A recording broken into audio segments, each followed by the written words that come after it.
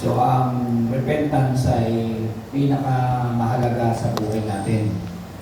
Lahat po tayo ay siyempre bilang mga leader na at nagpapatuloy tayo sa Panginoon, dapat talagang level up yung ating pamumuhay, na magiging malawak yung ating pag-iisip kung paano tayo lalago sa pananampalataya. So, yun po yung isa sa pinakamahalagang dapat nating maunawaan, repentance. So, ang repentance, hindi yan sa pakiramdam, hindi yan sa pag-iyak, nasa proseso po yan. Pag tayo po ay darating doon sa punto na yun. May dalawang bagay natin makikita na patungkol sa repentance. So, number one, God is looking for good fruits, the two types of fruits. Ibig sabihin ay ang Diyos ay naghahanap ng mabuting bunga, ang dalawang uri ng bunga.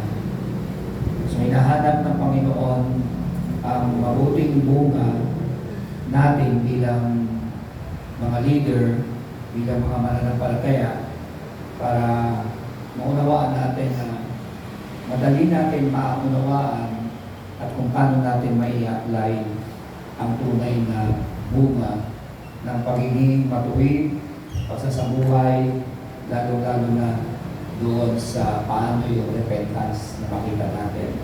So number one, fruits of righteousness. Yan po yung isa sa mapapansin natin. Ibig sabihin, mga bunga ng katuwiran. Makita natin siya sa Isaiah chapter 5 verse 1 and 7. Ano? At ang tungkol dito, tingnan nyo na lang po sa ating projector, ang tungkol dito sa isang tao doon na nagtanim ng sari-sari buri ng ubas sa matabang lupa. Naingat niyang binabantayan ang mga baging ng ubas at inaalagaan mabuti ang mga ito upang mamunga. Inaasahan niya na ang mga baging ay magbubunga ng matamis na ubas, ngunit ang mga bunga ay nagiging napakaasim. Ano pang ibig sabihin nito? Ang sabi po kasi ng Bible, kung titignan po natin sa verse 5, chapter 5, verse 1 and 7, ang nilalaman po dito ay ang pagkakaroon po natin ng mabuting pamumuhay. Mabuting katuwiran o mga bunga ng katuwiran galing sa ating Panginoon. Na binabantayan ng Diyos ang ating pong bunga, ang ating mga itinatanim ng Panginoon sa atin para tayo ay magbunga ng matamis at hindi maasim at hindi sablay, kundi talagang mayroon tayong bunga ng katuwiran. Bunga ng katuwiran sa pamumuhay natin. So, kung titignan ninyo yung verse 2, sabi doon, the Bible says that the owner of the vineyard represent God and the vineyard picture as His people. Lumalarawan daw doon sa tao na sinasabi doon ng Biblia na ang may-ari ng ubasan ay kumakatawan sa Diyos. At ang ubasan ay naglalarawan na sa atin ng kanyang mga tao.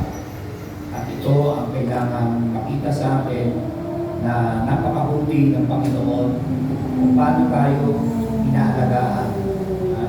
Bukod sa inaalagaan, ay umaasa siya na magbubunga tayo ng katuwiran. Hindi po yung maasim na katuwiran, kundi katuwirang mabunga na matuwid sa mata ng Diyos, na marunong tayong magdala ng repentance, magpatawad, at kapag tayo tumalapit sa Panginoon, ay humihingi tayo ng kapatawaran sa ating mga pagkukulang, sa ating mga pagkakasala. Kasi kailangan natin gawin sa bawat pagkukulang, pagkakamali natin, kapag tayo po ay nananalangin, nagme-meditate, dapat nakikita yung buhay natin na matured sa pananampalataya. Kailangan natin maging maayos yung bunga ng ating mga pamumuhay sa ating Panginoon. Kaya kapag ang Panginoon ang nag-aalaga sa atin, no, at umaasa naman ang Diyos sa bunga ng katuwiran sa ating buhay, at nangyayari nga na ang bunga nito nakakapamuhay tayo ng ayon sa kalooban ng Diyos. Nagagawa natin maglingkod, nagagawa natin mag-disciple, nakakapagtiis tayo sa pananampalataya na nagdadala ng kabutihan at pinapalawak yung ating kaisipan. Subalit nalulungkot ang Diyos kapag hindi tayo nagbubunga ng mabuting bunga. Hindi nakikita sa ating pagkatao yung bunga na dapat inaasahan ng ating Panginoon. Halimbawa, katulad ng pamumuhay sa laman. No, kasi yung laman natin, yung flesh natin, nakadedicate yan sa Word. Yung kaluluwa naman natin ay nakakonek yan sa pakiramdam natin sa Panginoon, yung emotion natin. Pero yung pinaka-importante dyan, yung spirit natin, yun talaga ang nagdadala ng lahat at nakakonek sa ating Panginoon. Yung espiritu natin, kinakausap yan ng Diyos. Pag kinakausap ng Diyos ang ating espiritu, yung ating kaluluwa ay mayroong emotion. May pakiramdam yan. Kaya tumutuloy yung luha natin, kaya nababago yung buhay natin kasi may espiritong nabago sa buhay natin. Yung pagkabagong tao na nasa loob natin ay lalabas at lalabas yan bunga ng ating mabubuting gawa. Masabi ba natin amen? So yun po yung pinakamahalaga sa lahat, na magbunga tayo ng katuwiran ng Panginoon. Pag-ibig, kagalakan, pag-ibig, kaamuan, kapayapaan, at pag-asa, at lalo na yung manifestation ng banal na Espiritu. Kaya lang, malungkot talaga ang Lord. Sabi nga, sadly, we do not yield good fruits. Pag hindi talaga tayo magbunga. Kung ginagawa natin ay inom dito, inom doon, walang pagsisimba, parang normal lang sa iyo yung buhay na gano'n. Pero kung ginagawa mo yun, ay namumuhay ka sa kalooban ng Diyos at nananalangin at nagdi-devotion at meron kang disciple, nakakapamunga ka, nagagawa mo yung pinapagawa ng Panginoon. Yung bungang mabuti na nasa iyo, yun ang magiging pinakamatamis na katuwiran ng Diyos sa ating buhay. Sabi ba natin, amen? Yun po yung una. Pangalawa, fruits of wickedness. Mga bunga ng kasamaan. Kung titignan natin dito sa Galatians 5:19 and 21, talagang grabe. The acts of the sinful nature is obvious sexual immorality, impurity and debauchery, idolatry and witchcraft, hatred, discord, jealousy, fits of rage, selfish ambition, dissensions, faction and envy, drunkenness, orgies, and the like.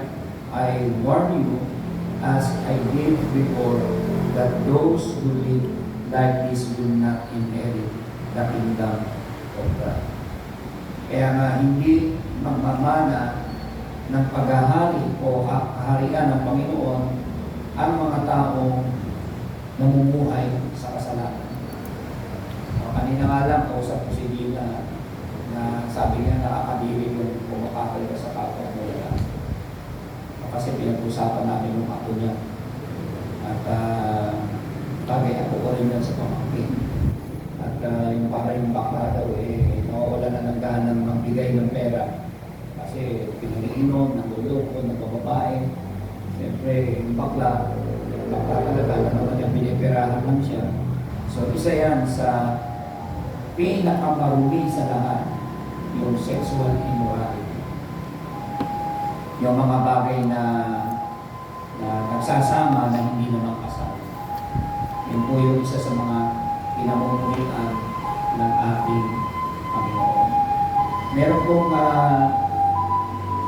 magkasintahan yung lalaki kasal sa una sa Muslim. Tapos yung babae, dalaga. So, itong dalawang ito, makakaharap ko to sa May 17, gusto nila makasal. Sabi ko, hindi ko sila makakasal kasi nga kasal nga doon sa una, doon sa Muslim. At matagal na silang hiwalay dahil ang pinag-awayan ay 4 million yato, may 3 million pesos na tinakbo ng Muslim, niloko yung kapatid ng lalaki. Ngayon sabi ko kay Gina, pwede ko silang basbasan, ipag-pray, pero walang magaganap na papers from government. Pero dapat nila malaman na hindi yun ang process para nasa ginawa ko sa kanila na yung gagamitin nilang daan kahit hindi na sila makasal. Pero andun pa rin yung sexual immorality. Andun pa rin yung live-in. Kahit pinaspasan ko sila. Kailangan doon, malaman nila, maintindihan nila, magpatuloy sila at magpa-process sila para makasal sila ng tuloy. Ano ka naman yung pasabi ko, hindi pwede yung pwede ko silang basbasan, suot nila yung ring nila, para makita naman nila na hindi sila hinuhusgahan. Binibigyan sila ng pagkakataon na huwag nilang samantalahin yung inasa nila. Kailangan pag nandun yung basbas, nandun yung word of God, ay pag-pray na nila na isubmit na yung singsing sa babae, ang kailangan nila asikasuhin yung kanilang analin sa ulo para tuloy-tuloy na natin maihabol yung papel at yun ang maganda na tunay ng asawa. Kasi ang magagawa ko lang basbasan sila para mawin sila, madala sila talaga sa kanila. Ganun ang kailangan doon kasi marami pong iba na ginadjudge ka, ano madala sa Panginoon na hindi mo bigyan ng pagkakataon. Yun lang yung kaparaanan. Kaya nga ang Diyos hindi naman basta himusga. Kaya nga sinabi ni Lord, kung sino ang walang kasalanan siya ang muna lumago. So pinapaunawa lang ng Lord na lahat naman tayo ng kailangan. So kailangan ng tulungan ng itong dalawa. Pag nabaspasan na yun, si Holy Spirit na magtatrabaho sa amin para sila ay lumakas sa kalooban. Kaya sabi ko, Lord, bigyan mo ako ng magandang paliwanag sa dalawang ito. Hindi ibig sabihin kinasal ko sila.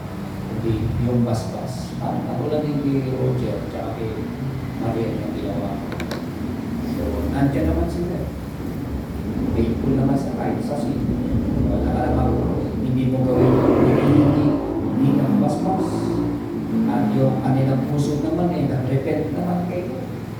O ano pa mahanapin natin doon. So, sa bagay, ang ganun na lang talaga yung buhay ni Brother Roger. Kaya ngayon pong, kaya yung pakikiyapin, karumihan, kahalayan, itong kahalayan, malaswa na yan. Ano na yan?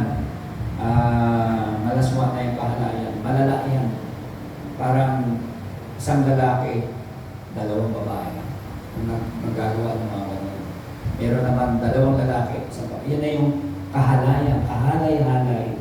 Meron namang tatlong bakla, isang lalaki. Kahalay-halay na yun. Yun talaga ang nakakadiring tignan. Tapos yung panghuli yung pagsamba sa mga rebulto, pagsamba sa kakayanan ng tao, pagsamba sa pera, pagsamba sa trabaho, at marami pang iba. So, yun po, yung pangkukulang, pinakamalupit ito, isa to. Pangkukulang sa demonyo. Kaya, yung ganyang pangkukulang ay, ano yan, spirit na nakalukob yan sa tao. Meron yung manika, merong orasyon, merong latin, may power yan. Kaya, makukulang yung dapat tulang. Pero kung tayong lahat mismo, mga born again na tayo, at namumuhay tayo sa kalooban ng Panginoon, kahit 10 makukulang, hindi ka pala sa'yo. Ako kasi naranasan ko yun sa aming buhay. Kaya ko nasabi yun, meron kasi isang babae na umaating dito sa Bian, nung panahon na yun, at taga-Aliano. Kaya ginamit si Kuya Sanchez para itong babaeng ito ay ay madala ko ako sa Panginoon. Sabi niya, Pastor, nagulat niya na parang ang tumira sa kanya. Kasi punta siya sa Quiapo para mag-church. Pagpunta niya sa Quiapo, may nakabangga siya na halika sa balikat. Eh siguro nagtaray yung babae. Yung nakabangga niya, mababaran. Lahat ng agimat doon sa Quiapo, doon inuburasyon. Kita mo mababaran galing ng simbahan ng Quiapo. Imagine. Pagdating daw doon sa bahay, doon sa Ariano, sumusuka na yung babae. Ang nakadali sa kanya ay class A. Nag-umpisa ng Friday ng alas 3 ng hapon, tatapusin siya ng alas 3 ng Sabado. Doon siya mamamatay. Sumusuka, ang sinusuka niya, tingka ng pusit. Ngayon, ilang albularyo, lalo na lumala. Ngayon sabi ni Kuya Sases, tumawag ka ng pastor, ikilala ko yung kapatid ko. Kaya nabuo na rin yung mga kapatid na yun. Ngayon, ako nagpunta. At sabi ko, huwag yung dalhin sa albularyo, kakakawalin na, matagaling. So, kinausap ko yung babae, tapos sabi, tagal na naman po siya. Inabot ako ng sa course kalahati. Tapos kung kausapin, nag-repent yung babae, humingi ng tawad sa Diyos. Yun ang kailangan ko, repentance. Kailangan genuine repentance. Nang humingi ng tawad sa Panginoon, pinapasok mo si Jesus sa puso mo. Nakalagay dapat makalagay. Nawala yung parang. So nakaramdam siya ng kakaibang himala. So kaya nga siya nag-church niyo. Kung mga panahon na yun. Pero yun namatay na po yun kasi hindi ka nakaramdam. Ikaw na yung babae.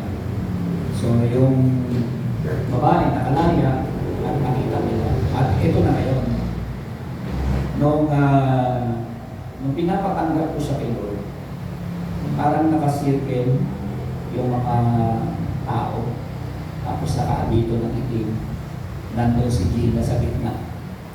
Yung babae ng Gina rin ang pangalan nasa gitna. At inukurasyon na siya. Nakita daw niya na gano'n yung nangyayari. Kwento niya sa akin matapos siya pumunta dito. Tapos parang pakiramdam niya na kukulo na yung nangyayari. Sabi ko, papatayin ko mga class A yung nagpahirap sa'yo. Pag sinabing class A, 24 oras ka lang. Yari ka doon. Sabi ko sa kanya. Ganyan, nagtagumpay ako na. Nagkaroon ako ng ganong klaseng karanasan.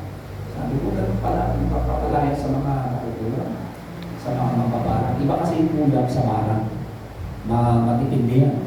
Pag-uwi ko ng Cavite, eto na, pag-uwi ko ng Cavite, mga bandang kalagitnaan ng ating gabi. Marami tumutusok sa ulo. Kaya yung mabigat. Nagising ako. Sabi ko, ano to?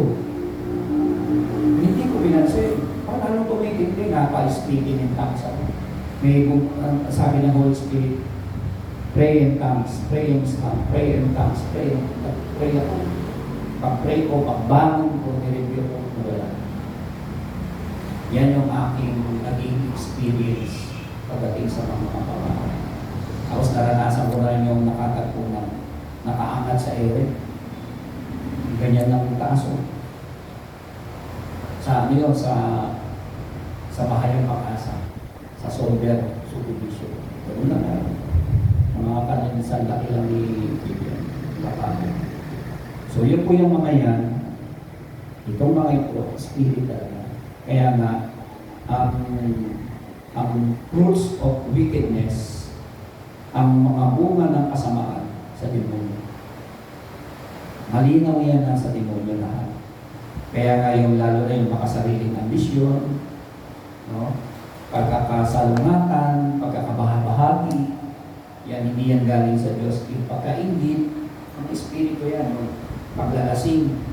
Pag sinabing paglalasing, ang tubig na lang talaga niya, dugo niya, alam na. Nag-iwan, binyong, paglalasing. Yung mga gano'n na yan, sa demonyo na yun, sobra na yan. At yung alak na yan, yun ang papatay talaga sa kanya. Bukod sa paglalasing, pagsasaya, lahat walang pinapatawad yan. Mga pa-birthday, mga party ng mga bakla, party ng mga tomboy, kung anong mga palayawan ng naman, yan yung pagsasaya. Sabi nga rito, at mga katulad nito, si Pablo na nagsalita, binabalaan ko kayo, gaya ng ginawa ko noon sa kaharian, na ang mga naninirahan sa kaharian ng Diyos ay hindi mamumuhay tulad nito. Kaya hindi tayo dapat umaayon sa mga gawa ng diablo. At sinabi niya ng ating Panginoon, John 15 verse 2, malinaw na makikita natin. Apostle Paul wrote the above verses to the believers in Galatia. It is possible for a believer to still cling to a simple lifestyle, but God clearly says that with the branches must produce good fruits. Kailangan magbunga tayo at manatili tayo. Ito ang inaasahan ng Diyos sa atin, ang magbunga tayo. Ang magkaroon tayo ng katangian ng Holy Spirit kasama ng resultang meron tayong mga disciple. Meron tayong sinusuportahan na ministry. Na wala man tayong disciple pero nagsusupport tayo, marami tayong nabibig. Kasama kayo sa Panginoon. Yun po ang isa sa pinakamaganda. Kaya nga kung hindi tayo ay ihiwalay sa Kanya na siyang puno. Pag hiwalay ka kay Lord, hindi tayo makubunga. Kailangan talagang nakakonek tayo sa Panginoon. Sabi ba natin, Amen? Pangalawa, repentance that leads to fruits of righteousness. Sabi dyan, ang pagsisisi na umaabot sa mga bunga ng katuwiran. Pag tapos na ang pagsisisi mo, makikita yung tunay na nililid ka ng pag-repent mo, nililid ka sa tamang buhay, sa tamang malinis na buhay, may kalakip na mga bunga. Sabi nga, a good character is a mark that we have truly been or converted to the Lord.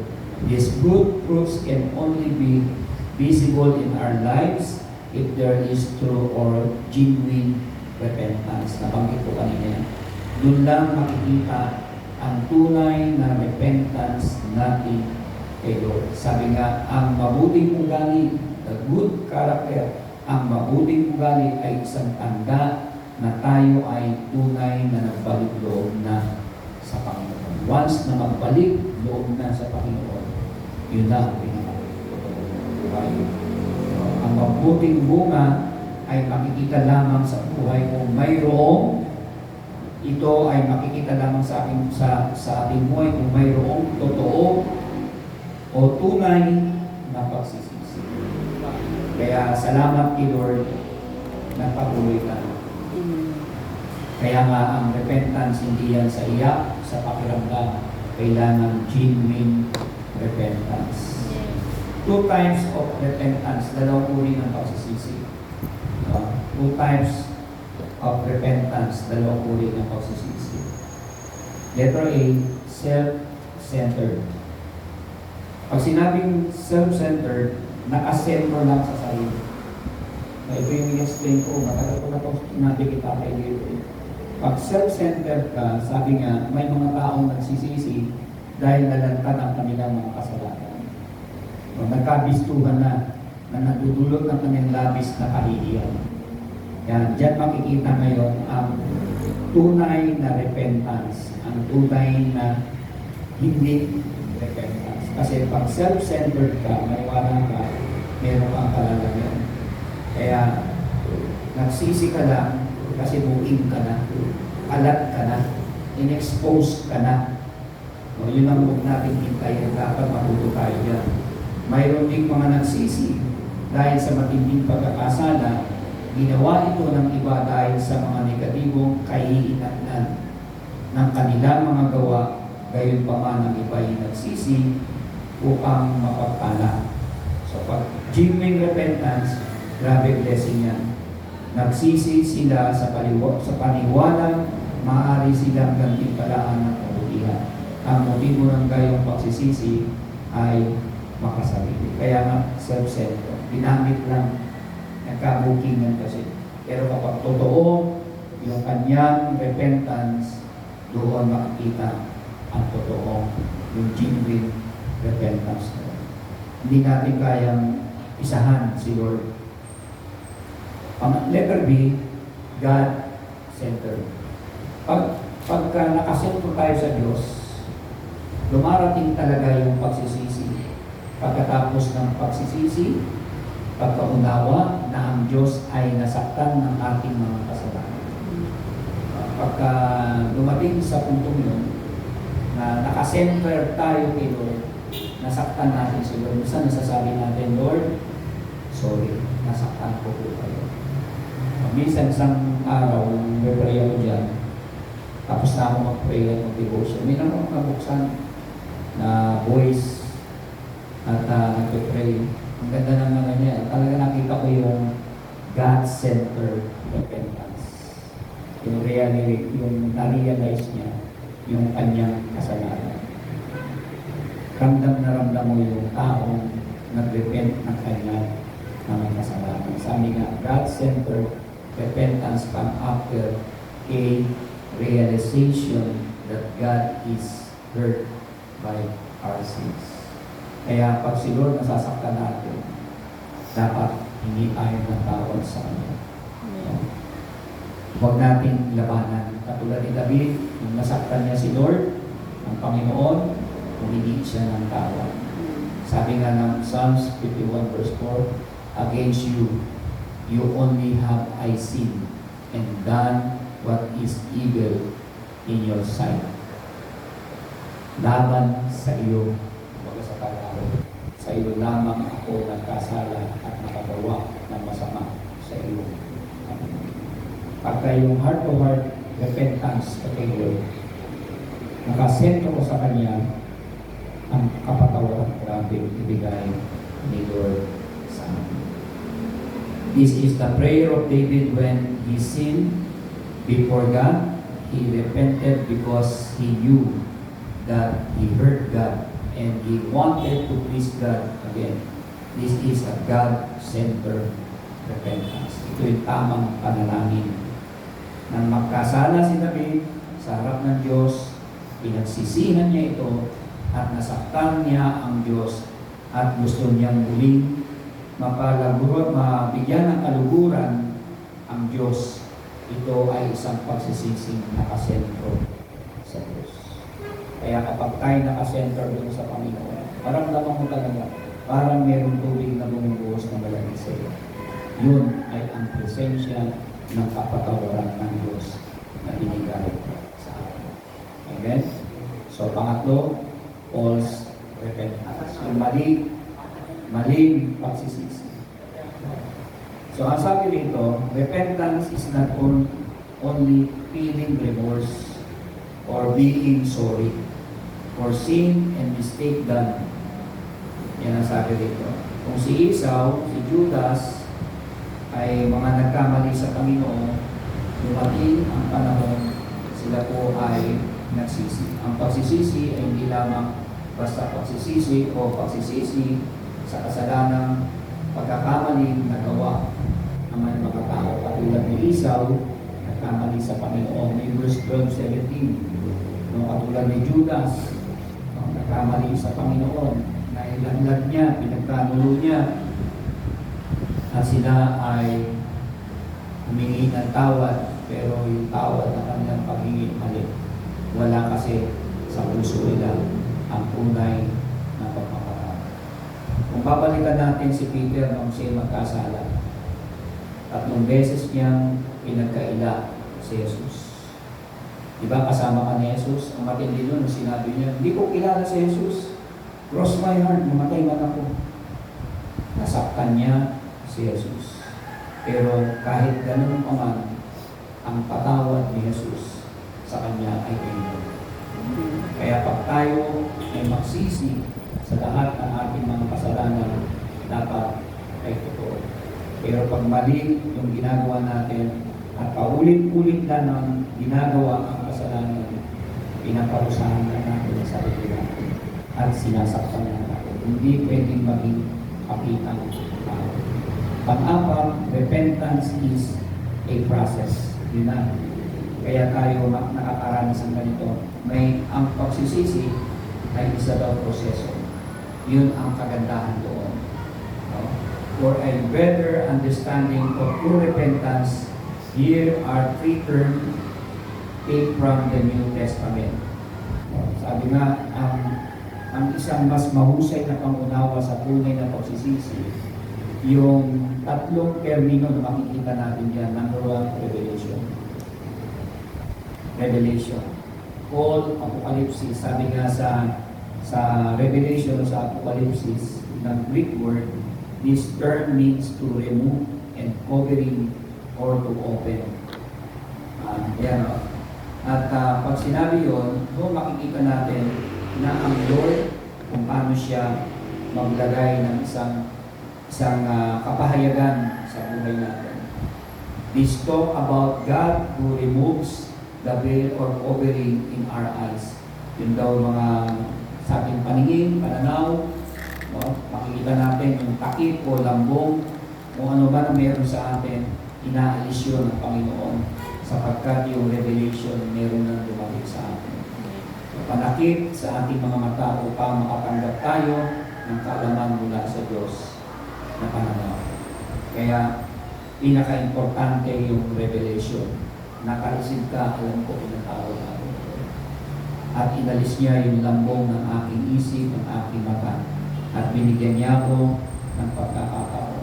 Kaya, ang tunay na kapahayagan ng Panginoon pag tumating sa atin, galing yun sa spirit natin, hindi yung galing sa kaluluwa natin. Yung spirit natin ay gising na nagsisi at humingi ng tawa. At yung ating emosyon na kaluluwa ay nakaramdam ng ginawa sa kapatawaran at pagsisisi ng ating mga kasalanan. Number 2, repentance. What is repentance?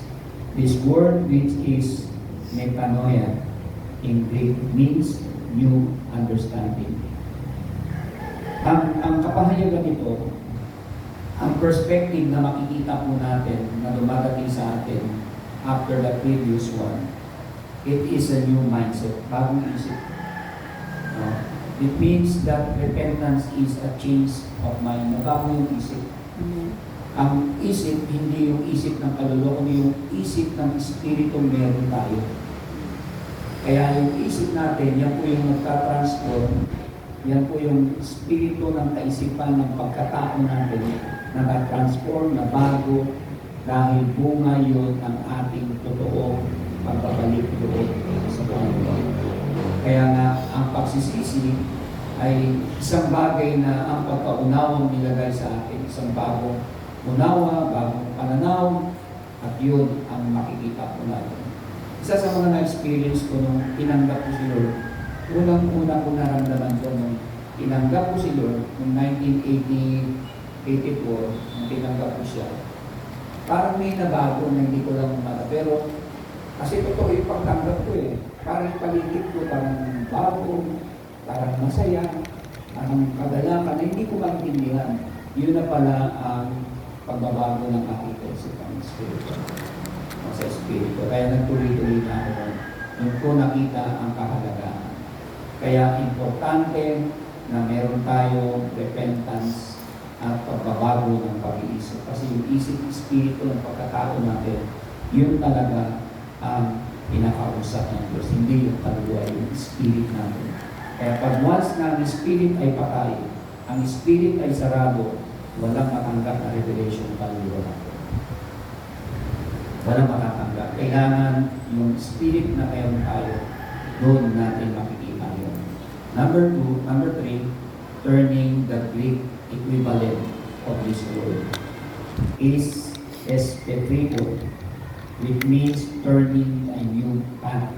Turning is a result of revelation and repentance. Acts 3:19. Kaya nga, yung pagliko o ang katumbas na sa Grekong salitang ito ay espretibo, nang ibig sabihin ay pagliko sa isang bagong landas.